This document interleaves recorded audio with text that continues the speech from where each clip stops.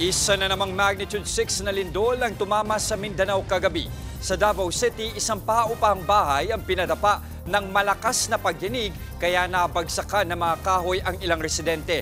At live mula sa Davao City, nasa frontline ng balita niyan si Rainiel Pawid. Rainiel, ilang mga kapatid natin yung naapektuhan dyan at kamusta yung lagay nila ngayon?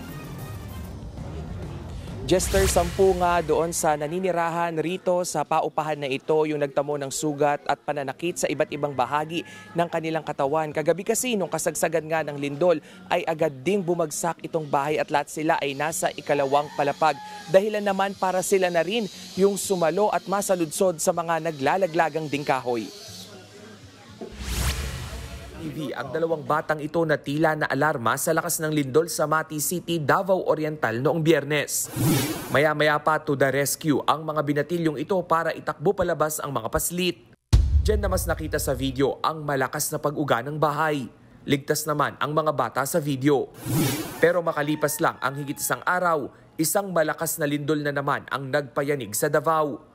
Sa Barangay 34D sa Davao City, nagkalat ang pira-pirasong tabla na ito sa lakas ng lindol kagabi. Mula yan sa dalawang palapag na paupahan na gumuho dahil sa lindol. Halos kabuuan pa naman nito ay pawang gawa sa kahoy. Kwento ng may-ari ng apartment na si Jocelyn, alas 10:30 nitong Sabado nang maramdaman nila ang panibagong lindol. Wala pa raw 10 segundo. Yun na, bigla na lang gumuho yung bahay. Yung atik namin sir, bumanda na doon.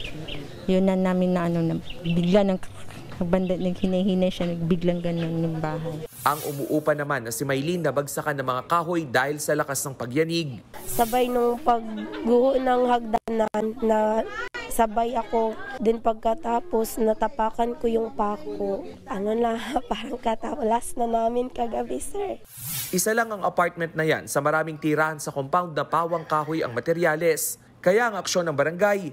Ipatingin namin bukas sa city engineers ang mga bahay namin kung safety ba. Kasi sunod-sunod ang kalamidad. Sa tala ng PHIVOX Intensity 4 ang lakas ng pagyanig sa Davao City dahil sa magnitude 6 na lindol sa Surigao del Sur. Gayon din sa mga bayan ng Caguait at Carmen at mga lungsod ng Cagayan de Oro at Butuan. Sa lakas ng lindol, nagsibabaan ang ilang guest sa hotel na ito sa mismong poblasyon ng Davao City. Pansamantala ring isinara sa publiko ang overpass na ito sa Matina Crossing. Naglitawan na kasi ang mga bitak sa palibot ng struktura.